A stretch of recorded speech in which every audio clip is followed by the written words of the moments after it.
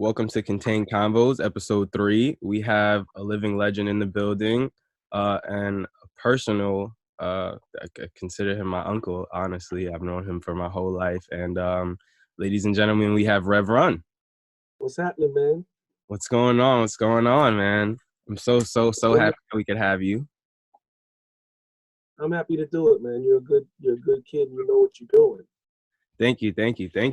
So I want to jump straight in, and I want to because of course I get to hear D speak a lot, and I know everything about D. So I'm very excited to finally get to learn. Just ask my own personal questions to you, and get to learn you and have this dialogue. So to start, I know that you were Kurtis Blow's DJ in the beginning, and you watched hip hop like come to life in your living room, like D says all the time. So I wanted you to speak a little bit about that and just seeing that influence from young. And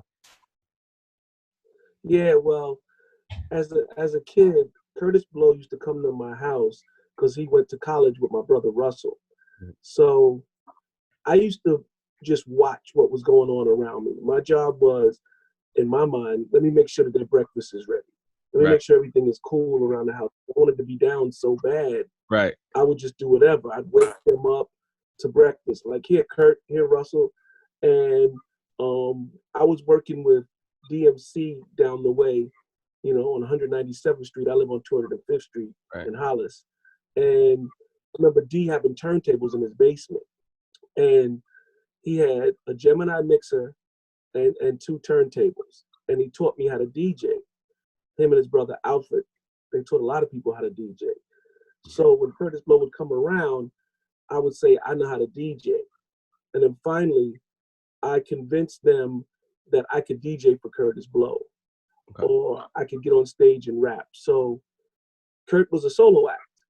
So there was this DJ Hollywood had a mentee named DJ Smalls, the son of DJ Hollywood. Okay. So a guy named Rudy, Russell's friend, just said one day out of his mouth the name DJ Run. And I was like, that's a dope name. Right. And I took that along, and Kurtis Blow said, okay, you could be the son of Kurtis Blow, which was the coolest, flyest thing you could ever imagine when there was all this great young rapper called the son of DJ Hollywood. So I'm like, I'm set. I'm DJ Run, the son of Kurtis Blow. That son of was just, I don't know, just was the biggest deal to be the son. So I would go out and rap on stage with Kurtis Blow. He would do his, I think he had 1 or 2 records, Christmas Rapping and The Breaks. And I remember going in my attic after doing a couple of shows and messing with the turntables and there's a part of Christmas Rapping where he goes, I'm the guy named Kurtis Blow, and Christmas is one thing I know. So I remember taking the beat of Christmas Rapping and the word Kurtis Blow, Kurtis Blow, Kurtis Blow, Kurtis Blow. And then I showed that to my brother, and that ended up being the way to call Kurtis Blow out on stage. So once I was doing that, DJing for Kurt and rapping for him, me and DMC, after I was doing the Kurtis Blow calling out thing, by the time I formed Run DMC with Daryl, that's where the run. So I'm the guy that said you can call the rappers out with the turntables by using their name and scratch it. So Jay would go DMC, DMC, and run. But that all started with me first putting Kurtis Blow, before I made my group, to call him out with the turntables. So I did a lot of shows with Kurtis Blow at the Fantasia in Queens, at the Hotel Diplomat in Manhattan, and I would just do these shows. And one day, I didn't know when I was going to go on. I remember this day clearly, that Grandmaster Flash was cutting I Can't Stop. That record goes, and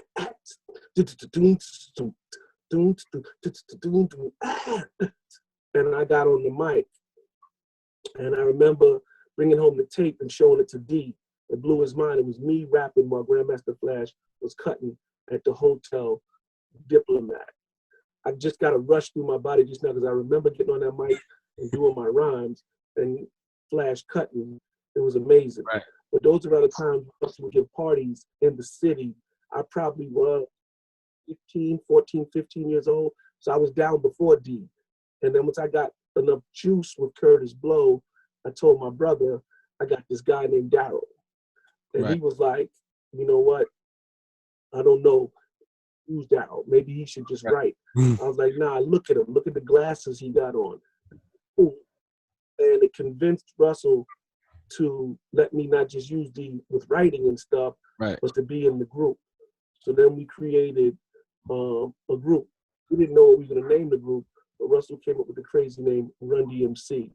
And what you need to understand about that is that was the dumbest sounding name in the world when everybody was Sure Shot 2, the Treacherous 3, we wanted to be like the Sure Shot 2 or something, you know. Right. That just sounded a prominent name like that. Really crazy. Back then, because everybody was, you know, Theodore and the Romantic Five. It just made no sense. But we listened, and that became the name of our group. It was a weird name. But I was running, he was DMC, and he just put it together, and it just sounded, you can ask D, it just sounded crazy to us, but it worked. Right. And now you guys are like, so that's basically my Kurtis Blow. The Pepsi of, you guys are the Pepsi of hip hop. Pepsi? Yep. You guys are like the Pepsi. Coca-Cola. Look, it should be Coca-Cola. I'm not even a Pepsi drinker anyway. So let's use Coca-Cola. That's for now on, we're gonna call you guys the Coca-Cola of hip hop. So how did you guys meet? How did you guys meet and decide to use Jam Master Jay as the DJ?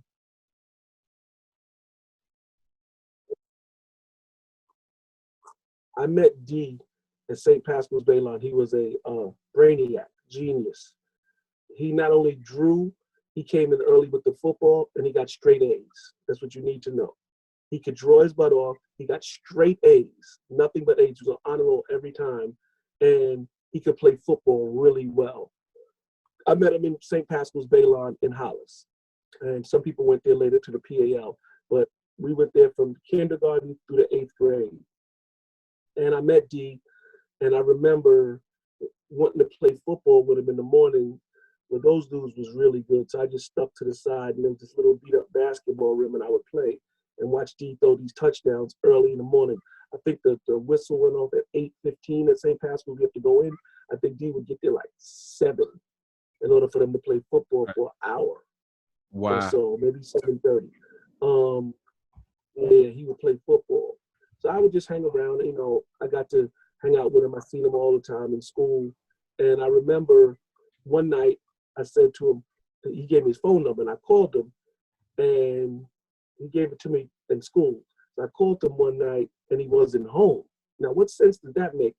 Here you are, 13, 14 years old. You ain't home. It's 8 at night. I'm like, what is this? Daryl's not home. Huh? So I figured out. I asked him the next day, I said, where was you? He said, I was at this place called PAL. Pascal's had in the high school, they had a high school that was closed down. They turned it into a police athletic league.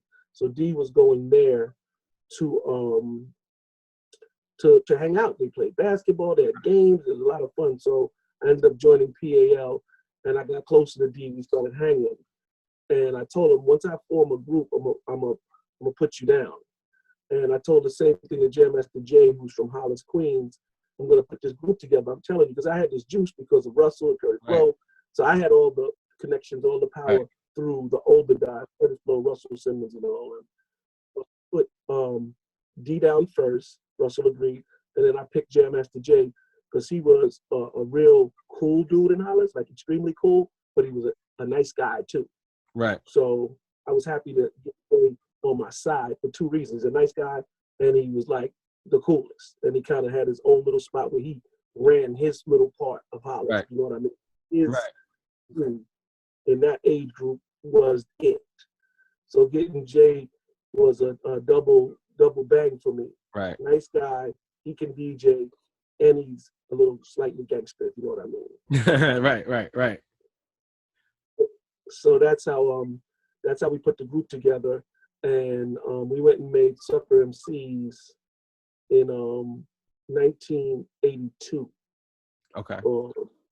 And it's like that with Larry Smith, R.I.P. to Larry Smith and Jay. And then once I got that record made, I gave Jay a call. Larry was an amazing producer who we made It's Like That 2 times. Once we made it fast, and then we made it more sound like Planet Rock. And Planet Rock was and we made It's Like That, which to me was a much more gutter sounding right rock. Planet Rock was more like technical. It had all these beautiful. It was made beautifully. It's Like That was like a junkyard band. right. I was thinking, this is something like Planet Rock. It sounds crazy, but it was our way of being gutter. So It's Like That was a gutter record, and I wanted to make it was this beat called Roach Clip, and I ended up using it for Runtimes. But back then, I wanted to use that to make my record. And then Larry ended up taking a record called Action that Russell made with Allison, and he made it over because Action was, he used to go boom tat tat tat tat tat tat tat boom boom, Yeah. boom, boom, boom. So he made it over, and I was mad a little bit. I was like, why are we making this record? It sounded a lot different, but I knew it was the same thing. Right. So we made it over, and I did my record 2 years ago. A friend of mine asked me to say some MC rhymes. So we made Sucker MCs over something that was similar to Action, and we made It's Like That being something that was similar to Planet Rock. Okay. And that came out, and I was just hoping for the best, and it exploded. We did all our rehearsals in Jay's house with his mother right there in his living room. We did our rehearsals, and that's how we wrote Here We Go, because we knew that we couldn't do Sucker MCs and It's Like That and still get 20 to 30 minutes. That was only like 10 minutes. So we had to have some routine. We had 2 routines. One was called Talking About the Movement that nobody ever heard. And we had Here We Go. Here we go. Right. Here we go. We had that. Talking About the Movement, we did that over I know we can make it. I know that you can. So we used to rap. Jay used to scratch. We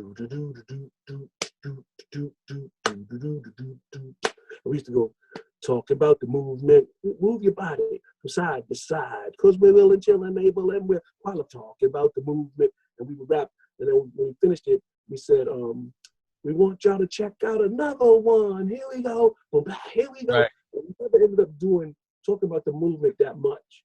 But I'm sure if you ever Here We Go has that energy. You guys, like, every time I watch you guys do Here We Go, the energy that it brings is insane. So when you do the interview with D, ask him about talking about the movement. Okay. Then he has 2 great interviews. Make sure you get D, because when he gives you the story about talking about the movement, and Jay's mother, God rest her soul, bringing home sham shirts every day with these dope shirts and Hollis. People all around, scam shirts. But you gotta understand something. Jay's mother, when he was in his living room, would bring home one every day. And I was like, whoa, what a mom. I guess she would get him on the way home from work. Right. Here's another sham shirt, Jason. Man, the sham is CHAM. You might want to Google it to see what the sham shirts look like. Okay. They were the coolest thing to have with your Lee jeans or whatever. So we'd be rehearsing in Jay's house. That's where we did all the rehearsals.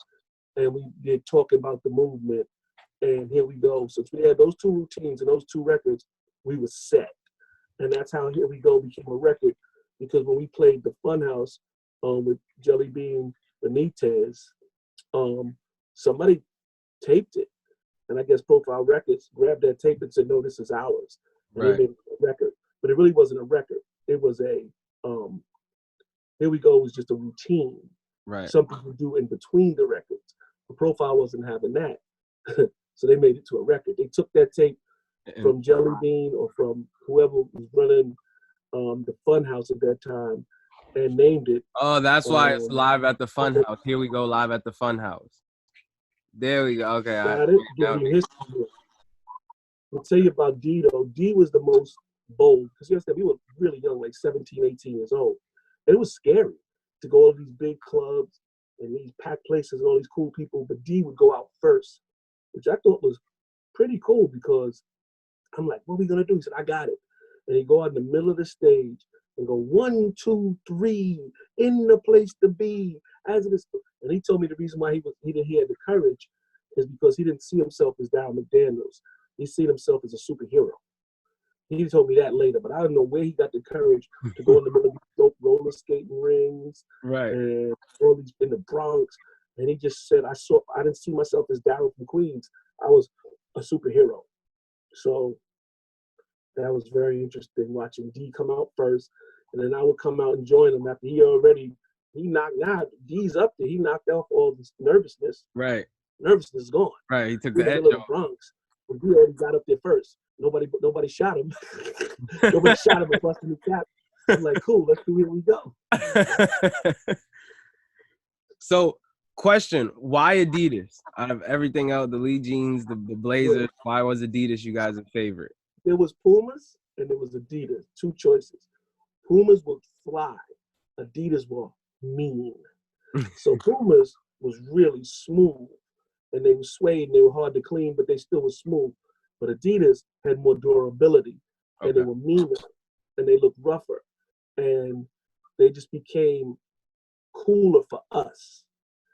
So those were the two hot sneakers at the time in around 82, 81, 82, 1981, 1982, was you can get some Pumas or you can have some Adidas. Became very important. That was after Pro Keds and Uptowns. Uptowns were Pro Keds that had three stripes going around the side. So everybody was rocking those. They were not that expensive, but Adidas were more expensive, and so was Pumas. So if you got your hand on a pair of Pumas or Adidas, you was the winner, and we lean more towards Adidas. That's basically the story. Okay, all right. So now I got a quick question for you about the just touring with the Beasties and LL and everybody. What's your favorite tour moment? The most memorable tour moment? Madison Square Garden, 1986. Pulling up to the Garden. Crowds, lines going around the corner knowing we're going to play 2 nights in a row. Coming up with a whole new sketch instead of doing, we had a whole lot of superstars. This is my motherfucking house. I came up with this thing that I told D, I'm going to come out and I'm going to tell this story. And the story I told was, I got to the Garden, to the side of the door. I told this to the whole Garden, to the whole Madison Square Garden. I got to the Garden and I went to the door and the security said, who are you? And I'm like, I beg your pardon? This is my motherfucking Garden. And when I looked at D, I told the crowd, I looked at D and I said, what are those? And I pointed the sneakers. And D said, my Adidas. That was the craziest thing because, see, we didn't plan that. I planned that the last second because I was so worried about making sure I cleaned the competition out my way that I would open with my biggest record. Now, does it sound wise to open? That's like saying, you know, a group that has a big hit, open up with the biggest hit. So my idea was, if you clear the air that I'm the winner, and I already had a lot of other hits, but nothing was hotter than my Adidas. So I figured if I could open the show with my Adidas, I could have the crowd in such a frenzy that no matter what I do next, their hearts are going to be pumping out of their chests. So when I said, I looked at D and I said, what are those? And D said, my Adidas. Crowd went crazy. I think that's my most cherished time in all of my performances. That speech about telling the security guard at the backstage of the Garden, yo, who are you, man?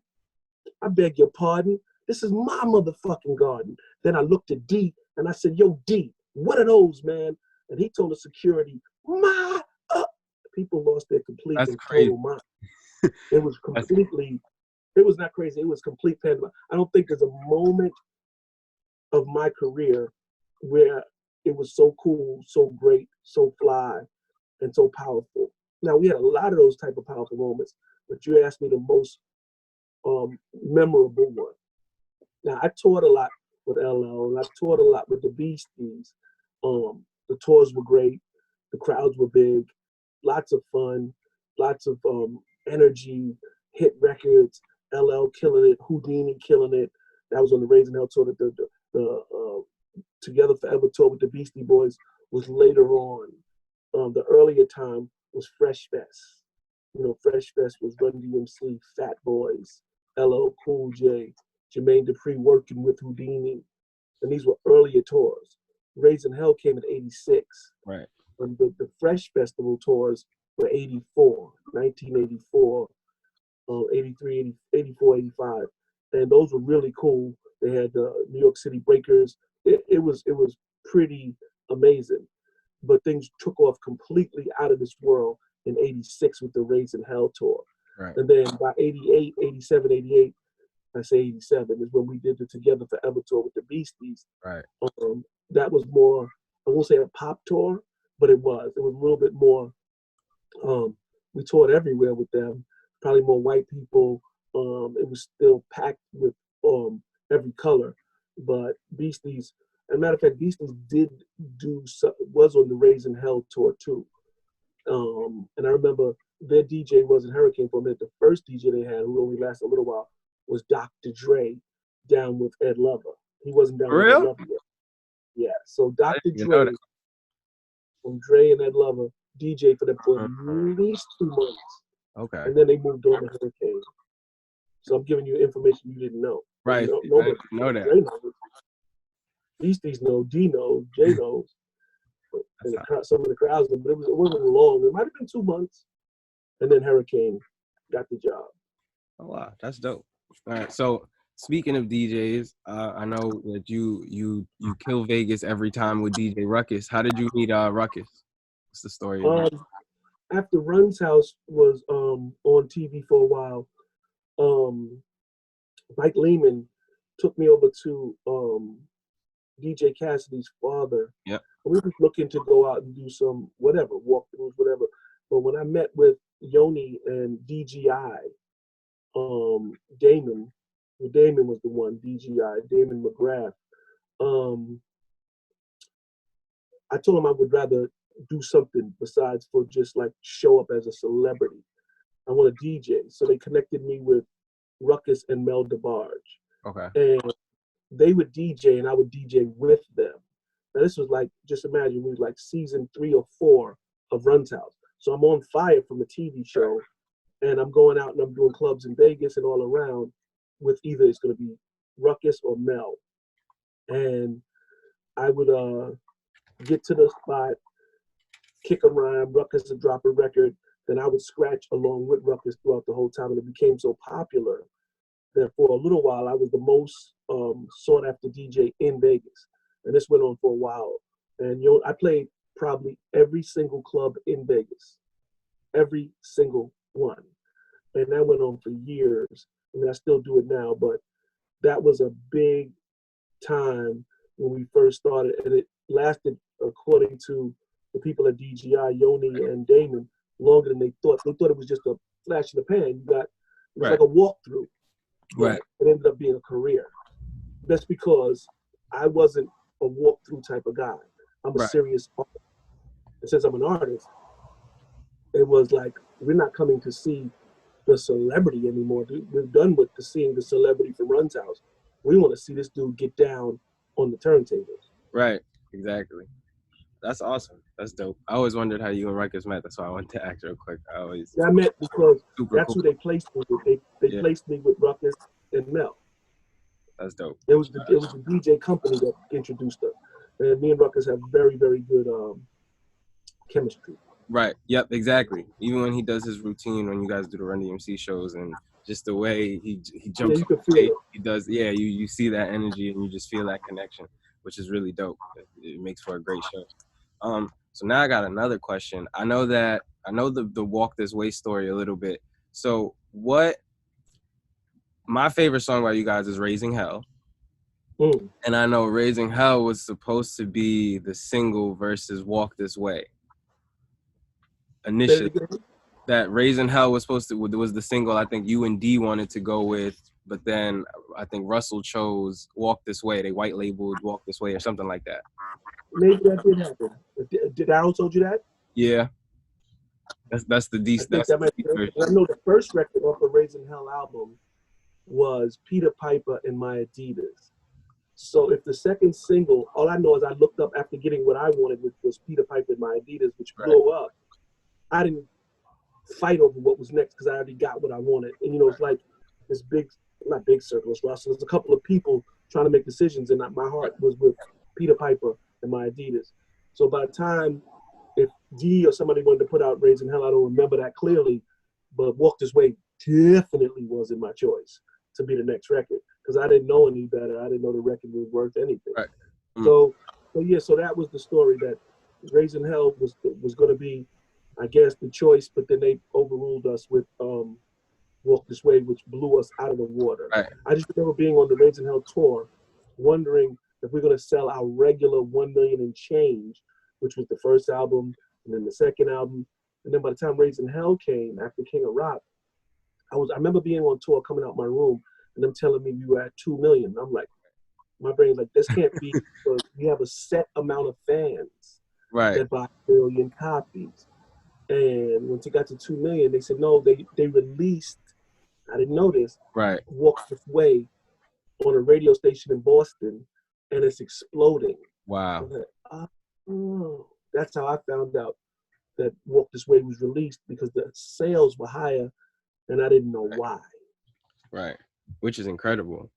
Well, look, it's incredible that child was out the gate.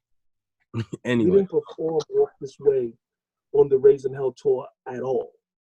It was all urban people. Everybody there was black. And even though it was exploding on rock and roll radio, the entire Raising Hell tour, we never did Walk This Way, nor did we need to. Do you know some history? Do you guys know when the first time you guys performed Walk This Way was? Was it with Aerosmith together? Probably on the Beastie Boys tour. No, probably with the Beastie Boys. Okay. Well, we made the video, but I think when we started going out on the tour with the Beastie Boys, the audience was more diverse. I think that's when we started saying, okay, we got to do this. Okay. I don't even think we were doing Tricky on the Raising Hell tour. What about that? We were busy doing Hit It and Peter Piper. Tricky was like, if I recall correctly, I'm pretty sure we wasn't doing Tricky or Walk This Way. Wow. And those are our claim to fame now, but not to a predominantly black crowd. They wanted to hear Dumb Girl. They wanted to hear Raising Hell. We did Raising Hell, even though that had rock guitars, but that's more like a black rock. Right, it's like it gives you that vibe. It's like a b-boy. Yeah. It got a vibe. So, we were doing Hit It Run. We were doing Perfection. We were doing anything except those records. But we realized the value of them, and now they're go-to records. That's amazing. So I also want to ask you a question about how you found a balance between I know because a lot of artists, I feel they not struggle, but there's like in hip hop, there's not a lot of spirituality that goes into hip hop as we see it now and what they talk about and stuff like that. So how did you find a balance between like your career and your religion? Well, that came out of needing to find God. If you look at many artists that become big stars, they get lost because you're a superstar. You lose balance. I wasn't looking to find anything but life. I just wanted to feel better. I wanted to feel good about myself. I wanted to find some spirituality, things beyond money, things beyond fame. And I started going to church. So my choice wasn't to become Reverend Run. My choice was to go to church. That was it. Let me get my life feeling right. Let me get things in order. And in the black church, you're going to do something. You're going to be an usher. You're going to be in the choir. You're going to usher people to their seats. You're going to be a walking deacon. You're going to be a deacon. You'll be something. So I wasn't exempt for that, for being Run. Right. So that's how the collar got wrapped around my neck. I just kept growing in, I would say, ranks in the church until they just started calling me Reverend Run. And I thought it was noteworthy, and I was proud of it. Very proud to be Reverend Run. where somebody else might think this ain't gonna work, telling rap fans that you're a reverend. I thought it would be the coolest idea to let people know, and not even the coolest, but it was my truth. And not only was it my truth, I thought it was something to be proud of. Was anybody else would have probably thought, how are you gonna, in the middle of gangster rap and all that's going on, call yourself reverend? I said, this is gonna be something that I am very proud of, and I'm gonna carry it with me. I'm sure there was some ridicule at the beginning. Who knows what people were thinking? But by the time Run's House came out, people understood, because people will appreciate truth more than they appreciate you fronting. So I didn't do it for that reason, but I'm just a truth teller. And since I'm a truth teller, I'm like, you see, that's why they say, we don't believe you. You need more people. We see through you. You'll see a guy dressed in a certain way, like, he ain't that. He ain't that. You can smell when somebody aren't what they say they are. And at that point in my life, I was deeply into church. And I gave you guys in the world my truth. And I had to continue to be a performer and a living. You know, I was a DJ, a rapper. So you just got to see what I was really doing. I mean, I never made gospel records or anything like that. It was more of my truth of being the Rev. That's how you got the words of wisdom. That's how you got the words on Twitter. That's how you got the words in the tub. So that was my reason to wake up in the morning, to write words of wisdom to the world. I was writing them to friends and emailing them. And then when I went on Oprah and I told them about the words of wisdom, it blew up. And by the time Twitter came out, I started putting my words of wisdom on Twitter, and that exploded. I was probably the most retweeted person in all of Twitter for 2 years straight. Nobody tweeted more than me. And those were the words of wisdom that they were hearing on the Run's House show, and they were some of the words of wisdom that I was coming up with daily. Run's House show was actually showing you what I was doing in life. Oh, here's what I do every morning. So that's why Run's House was so real, because you got to see me doing what I do. Why is he in the tub writing words of wisdom? You have to put some bubbles, guys, because I want to show the world what I do. It's a bit weird for you to be in the tub on television. I want to tell the truth. I want to show people my life. And people appreciate truth. Always remember that, little E. Like you, I'm going to tell you something that I noticed about you.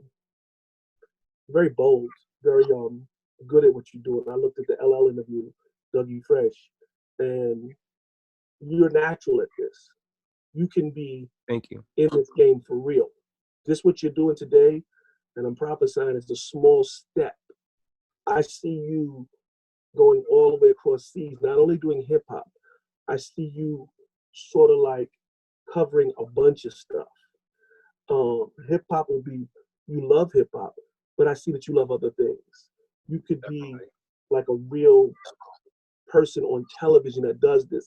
This could be, and like I said, I'm far from limiting this to hip hop. You're good at this. You ask the right questions. You are walking in your purpose this moment. When I tell you you're walking in your purpose, I'm prophesying to you. You're good at this. You're gonna make it at this. This will be your legacy. You're gonna, I don't know. I just keep seeing you across covering big issues in Europe. Big issues. I see your boldness, the same boldness that your father has. Boldness in able to ask the hard questions. And I keep seeing across seas, and when big things are going wrong, you know, almost like Anderson Cooper. You're that, and you have confidence. It's pretty, you know. I've always seen you as a cute little kid, because you said was such a told your father, a sweet spirit and a really inquisitive. You're very inquisitive, and people that are inquisitive can make it in this field because you want to know. And as you're doing this now, this quarantine has helped you to find your groove. So congratulations on what you're finding. Thank you. Congratulations on what you're going to do with your life. And it will be what I said. Thank you. No, I mean that's really why I wanted to do it, and interview, and I wanted to start with the people that I'm starting with these first few episodes, you, LL, Dougie, and D when I get D, because I feel like that's sort of my roots. That's where Okay. I That's close to you. You're right. doing it right. And I get it and I understand it, and also just from watching you guys do interviews and see the questions people ask, they ask good questions, but a lot of people don't ask some the questions that I feel are the right questions. Right. Nobody gets out of me all that Kurtis Blow stuff. Right. Nobody asked. I never gave some of the answers that I gave you. I realized I never said that before because you pulled it out of me. That question, was something I said about, was it Kurtis Blow? Something I said that's like, I never said that before. Nobody's ever got that. So again, yeah, congratulations. Thank you. So then two more things. The first one is with the success of Run's House and just the success of all your kids in general, like how does it feel, like that proud dad moment that you get when you see Diggy drop a new album, or Angela drop some new product, or JoJo and Vanessa on TV? Like how does that feel to watch that all come to life and just happen? The truth is we were on Run's House together, and everybody was just like what you're doing. You used your father's connections, now you're talking to LL. You were smart, you used your father's life, and now you're talking to Dougie Fresh and Run. They was on the show, and they continued with what their resources were. Right. You're using your resources. They use their resources. Angela never stopped going through every little thing that's offered to her. So Run's House is over, and somebody says, "You want to come to a charity with me and be down in Houston? I'll be there. There's no pay. All right, just give me a plane ticket." So Angela is like everywhere because she's not only looking for money. She was never going to let Run's House stop her. Vanessa always wanted to be an actress, so she been out in LA ever since you saw her go to LA on Run's House. She has never left. Right. And she's just now getting the recognition and the shows on BET and all that stuff. Now, it's years later. But life does to you. Life wants to know who are the looky-loos and who is serious. Vanessa's been doing it so long, you got to know she's serious. She wants to be that. JoJo, following in my footsteps, he's married now. Diggy, being a rapper, wanting to do what he saw Dad doing. He's a good rapper and he's a good actor. And JoJo, he's funny. People always say he's funny like his dad.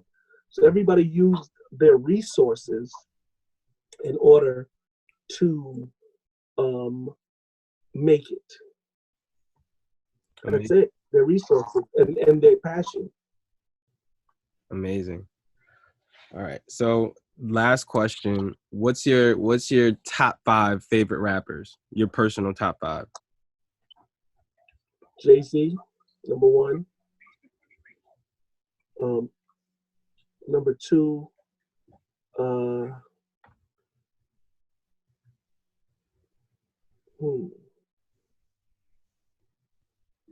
I love Drake.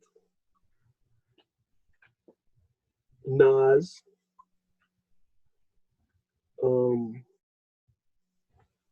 Grandmaster Caz. Okay, yeah. And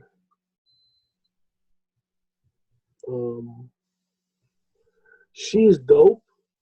People might not love that I put her. I won't say she's number 5, but she's right there. She comes right to my mind. Nicki Minaj is amazing.